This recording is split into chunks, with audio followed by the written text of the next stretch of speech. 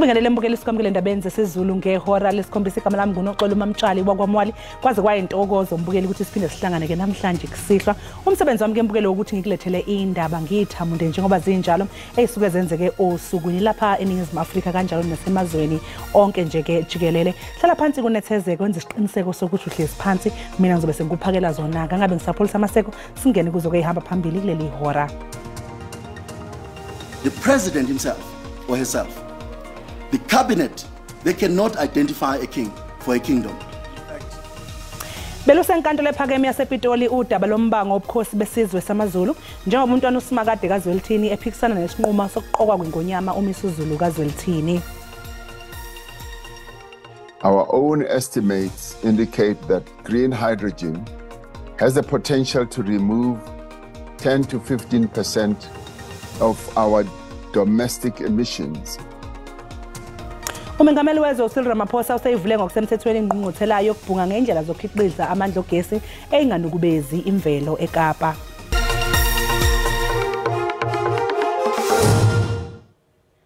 Umengameli we-ANC uCyril Ramaphosa uvala umhlangano wey'nsuku ey'ntathu wesigungu esiphezulu seqembu obanjelwe eBoksburg ekuruleni. Ake sicoshekele inkulumo bukhoma. U-Advocate Thabane Masuku omele umntwana umbonisa iZulu utshele inkantolo ukuthi umengameli uCyril Ramaphosa angeke basamthemba ekutheni yathathe izinyathelo ngendlela engachemile emntontsiswaneni wombango wendlalifa ezongena esihlalweni sesilo esesibuzile uGoodwill Zwelithini. The president can no longer be trusted by the Zulu royal family to be a neutral investigator and decision maker on this issue. uMasuku uqhube wathi isinqumo sikaRamaphosa sokuqoka isilo sagagamela kanti ke umndeni wasendlunkulu kuphela onelungelo lokukhetha inkosi. The president himself or herself, the cabinet, they cannot identify a king for a kingdom. This is a right that resides only within the royal family. U-Advocate Dadsino benza izethulo egameni likamntwana uSimakade kaZwelithini uzwakalise ukuthi amalungu amqoka ngama-26 asendlunkulu azange abe ingxenye yomhlangano wango-2021 okwakubhungwa kuwo ngezinhlelo zokuqoka isilo. 26 people missing and 2 are expressly recorded. That's Princess Tembi and Prince Mbonisi. Well, they are quintessentially important people. And even in respect of those two, if they're not present, what you say is, hang on people, there are some important people who should be here who've said they can't make it. It's important that we bring them on board. Kusenjalo abameli bakamengameli uCyril Ramaphosa kanye nabengonyama kaZulu kulindeleke ukuthi benze izethulo malungana nalomdonsiswano kanti icala lizoqhubeka kuze kube uLwesithathu.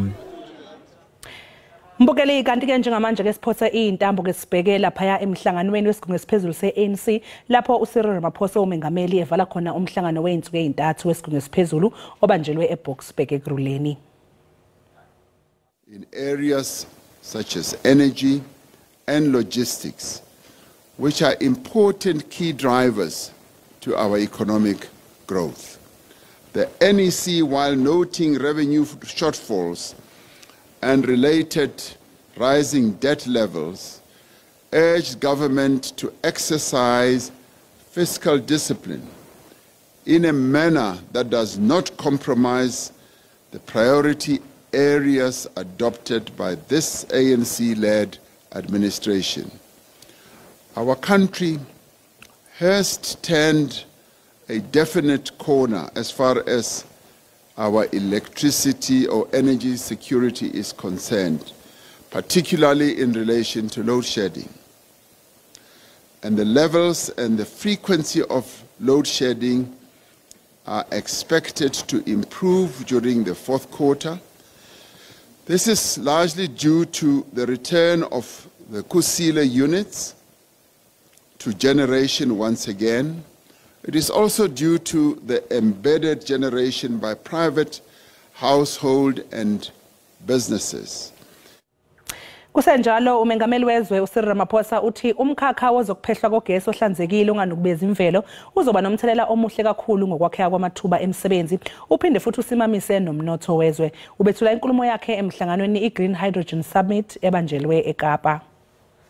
Many of them felt that we should declare today as a public day. Declined, and I said we will only consider that final. Umongameli uye wabonakala kuba usabhiyoza emva kokuba amabhokobhoko eye abetha iFrance kwi-quarterfinals zendebe yehlabathi. Ngexesha eqwalasela usingaye kule nkomfa, uRamaphosa uhlaba ikhwelo kwiinkampani zabucala ukuba zisebenzisane norhulumente kweli candelo le-green hydrogen. Hydrogen economy has a role to play in our country's just energy transition, employment and support to vulnerable workers, small businesses. It also it impetus to the growth of medium. uRamaphosa uthi elicandelo liza kuncedisana nokulwisana nengxaki yombane eyambethe eli. Mates indicate that green hydrogen shall to remove 10% domestic emissions and contribute to our nation's long-term energy security. Ramaphosa uthi urhulumente uzimisele ukuhlakulela imeko eza kutsala abatyali imali kwaye uthi urhulumente ukuzimisele ukutsala imali efikelela pha kwisigidigidi serandi. Kwiindaba ze-SABC ndingubulelani Philip eKapa.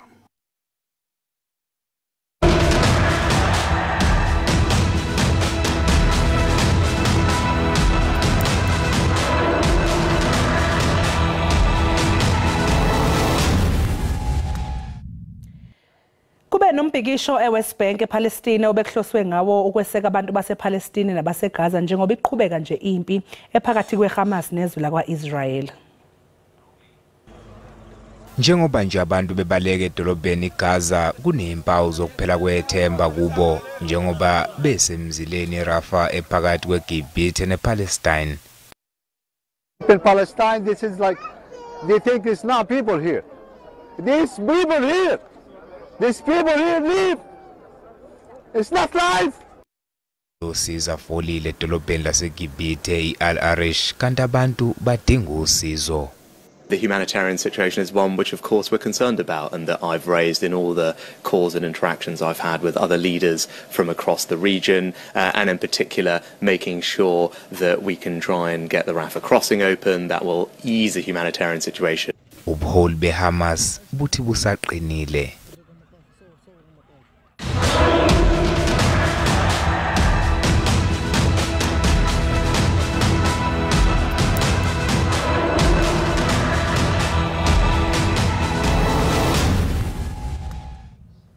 Ungqongqoshe wamaphoyisa ubheka icele uthi selisunguliwe ithimba elizobhekana ngqo noqeda ukumba ngokungemthetho kuleli. Ekhuluma kulomhlangano ngasebenza kuko ucele uthi amaphoyisa ayaqhubeka nokubopha ozamazama abamba ngokungemthetho. Uthi nezinkantolo nazo seziqinisa isandla kubasolwa emacaleni okumba ngokungemthetho kepha zisekhona ingqinamba. In Northwest last 2 weeks ago 18 of these people were found guilty. I think courts are getting a little bit serious. We found guilty 18 of them and were given six months, yes, or 12,000 rands. But usually they are warned and let go at that level, which has been the problem. Ucele uthi bathungatha osomaqhinga nokuyibona abathumela ozamazama. For instance, we've got 9 people that have been arrested. Who are middle class of some form on the Zamazamas. And those people, they own beautiful houses. When we visited their houses in Carltonville, all the furniture is imported. Is an Italian furniture in there. SIU has already attached 51 of their cars and 7 houses. that could be up to the property on 38 million. So they are court going as we speak. 6 of them will be foreign nationals, 3 of them are South Africans.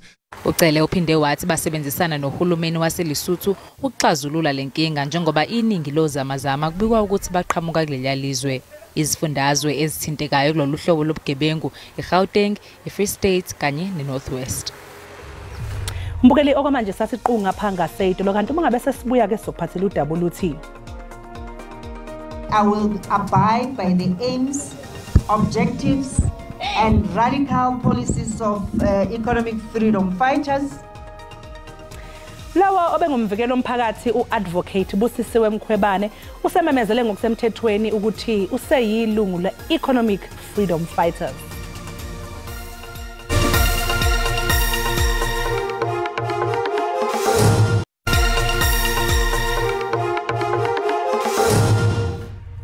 Siphinde sikubingelele mbukeli sikwamukele uma ngabusanda kungena odabeni oluphambili besibike ukuthi belusenkantolo ephakeme yasePitoli udaba lombango obukhosi besizwe samaZulu njengoba umntwana uSimakade kaZwelithini ephikisana nesinqumo sokuqokwa kweNgonyama uMisuzulu kaZwelithini. Khumbula ke umbukeli lezi ndaba zikhona ku YouTube na ku SABC Plus ungena kuzo nje uyicinge ngamagama athi SABC Izindaba na kanjani ke uzoyithola.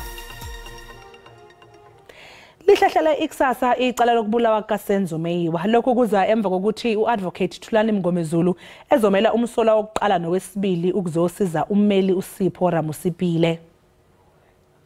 I was going to bring an application for the recalling of Colonel Mboto, who has already testified on Friday, together with Sergeant Munareng, on the instructions that I got from accused number 1. And I humbly request the court, Your Worship, sorry, my Lord, that I need to consult with both accused number 1 and number 2 and request the Honorable Court to make an order. The court is amenable to the application for a postponement and for the instruction to advocate Mngomezulu in respect of accused number 1 and number 2. Umnyango wezokuphepha komphakathi esifundazweni sase-Western Cape uthi kube impela sonto enzima eKapa ngemva kokudutshulwa kubulawe abantu abayisikhombisa eManenberg naseNyanga. Abawasilolo bathi lezi izisulu ezintathu zihlaselwe zingazelele ngesonto ntambama eNyanga. Esodwa sitholwe semotweni, esinye eduze kwayo kwathi esinye satholwa emjondolo webhizinisi lokuthunga. Inyanga beyaziwa njengo-Albhadwa isikhathi eside ngenxa yezinga eliphezulu lokubulala ebelikhona kuleya ndawo. Nyanga made great strides from being the murder capital in our country for 9 consecutive years up until a year ago when it dropped out up until number 15. Out of the top 10 even. So the strides have been made, but we have gone backwards now, and I've already written to the provincial commissioner to ensure that we can actually turn the tide and make headway in terms of those mass murders. eManenberg khona izinsiza kusebenza zamaphoyisa sezengeziwe kulandela impela sonto yesibhicongo sokubulawa kwabantu abane ezindaweni ezihlukene. Kumanje amaphoyisa aphenya amacala okuzama ukubulala kanye nawokubulala. Egugulethu nokuyila kwadudula khona kwabulawa abantu abayishumi esontweni elilodwa izakhamuzi zithi zisathuka izanya namanje. Uyahamba kwenzeka ishooting apha endleleni yabo then asikho safe because yes affecta. Asikho safe because kuyadudulwana every day up. So asikho safe. Nasebini nanini and kuyabulawa. Abantu bayafa. Ukhomishana wamaphoyisa kuzwelonke uJenene Fani Masimula uthi bazogxila ebugebengwini obuhlangene nemali kakhulu ngesikhathi samaholide okuphela konyaka. Lawa obengumvikelo omphakathi uadvocate Busisiwe wakwaMkhwebane usememezele ngokusemthethweni ukuthi useyilungu le-Economic Freedom Fighters. Umkhwebane ucikice ubulungu bakhe ne-EFF namhlanje eKwaGafontein eMpumalanga. Lesimemezelo siza ngemuva kokuthi Umkhwebane akhonjwa indlela sekusele isikhathi esingangenyanga ngaphambi kokuthi aqede ihlandla lakhe njengoba amalungu eshaya umthetho awuvotela ngo-elite umbiko wesigcawu seParliament esasiphenya ngokuthi ukulungele yini ukuba sesikhundleni. Manje ke uMkhwebane usethole ikhaya elisha lezombusazwe. I, fighter Busisiwe Joyce Mkhwebane, solemnly declare that I will abide by the aims, objectives, and radical policies of economic freedom fighters as set out in the Constitution of the EFF. I voluntarily join the EFF. Umkhwebane uqinisekisile ukuthi njengoba eseyilungu le-EFF akabheki inzuzo kwazise uzimisele ukusebenzela umphakathi. I joined this movement so that I can go down there and continue to make South Africans, the poor especially, to be their own liberators.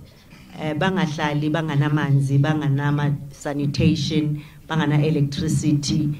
I'm here to make sure that I will work with them and to hold the very same executive. Uma uMkhwebane egcina ngokuba yilungu lePhalamende lokhu kusho ukuthi usezohlala esigqikini esisodwa namalungu esishayamthetho amvotela ukuthi akhishwe esikhundleni somvikeli womphakathi. Inyunyana iPublic Servants Association emele isebenze iqashwe ngaphansi kwesikhungo sikahulumeni esihlinzeka ngomsebenzi kwezobuchwepheshe besimanje eminyangweni kahulumeni ikhala ngokuthi ke umqashi uhudula izinyawo ngokuhlangabezana nalokho okufunwa yisebenzi zesitha ngodaba lokwenyuswa kweholo. Siqalile namhlanje isiteleka seyisebenzi eziqashwe ngaphansi kwesikhungo sikahulumeni iState Information Technology Agency. The impact is not only for SASA recipient, because the employer is saying, we must think about our gogos that are not going to get paid. It's going to shut down most of the services in the public sector. Isebenzi seyigudlukile kulokho ebezikufuna eqaleni njengoba beyifuna ukwenyuselwa iholo ngesilinganiso samaphesenti ayi12. Manje seyibeke etafuleni isiphakamiso sika 7.5 amaphesenti. Abesitha bathi okufunwa isebenzi akulula ukuhlangabezana nakho. It doesn't take us far if we look at what is in the kitty at the present moment and make demands that there is money that is available now, and therefore we should have the employer responding to our demands. When the effect of that in the long run will mean that the business will not be able to sustain itself. Isebenzi zisabisa ngokuthi zizokwedlulela kungqongqoshe womnyango wezokuxhumana ukuze angenelele udabeni lomdonsiswano weholo. Mbukeli umhlahlo wesimo sezulu yalandela emva kwekhefu nesangoma sezulu sala ekhaya ezindabeni zesiZulu umkhushulwa wakwaMsimanga ungalingeke uphuthelwe.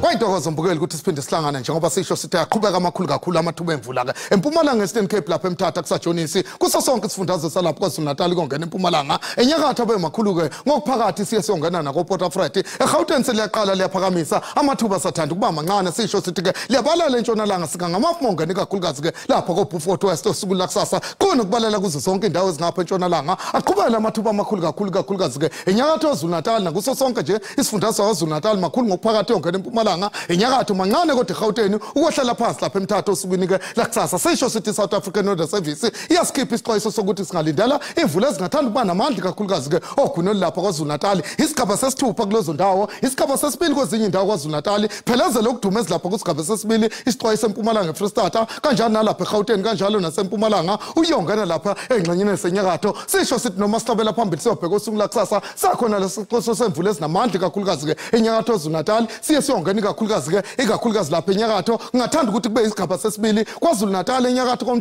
komhlaba yalingana lapha koManguza singalindela ukuthi kube isigaba sesithupha siqhubeke ngale kwaloko ke singalindela ukuthi ke ebusuku banamhlanje kofika kusasa kubande nje ebusuku ikakhulukazi engxenyeni lapha koSutherland nokho ePhindini akufani noma ungena lapha kwanyanga oguqu lethu lingathanda ukuba phakathi yongena ikakhulukazi enkabeni ukuthi kubande koBloemfontein yongena koqoqo Phuta Dishaba sisho sithi ogwini lingathanda nje ukuba phakathi kanti ngohamba kosuku kusasa kuyaqhubeka abantu amaphakathi kwaZulu-Natal nothanda wena ezingasogwini lingathanda nje ukuthi libe phakathi yongena ke eGauteng eMpumalanga thanda ba phakathi lingufudumala amongeni kakhulukazi ke lapha eMessina phansi lapha eMthatha sisho sithi liphakathi fudumala kuCraft uyongena lapha koKalvina lithi ukushisa kancane kanjalo nalapha koAphindini umvumele ngisho ugcwala umlomo ukuthi ke ngiyayithatha indaba benobusuku obuhle.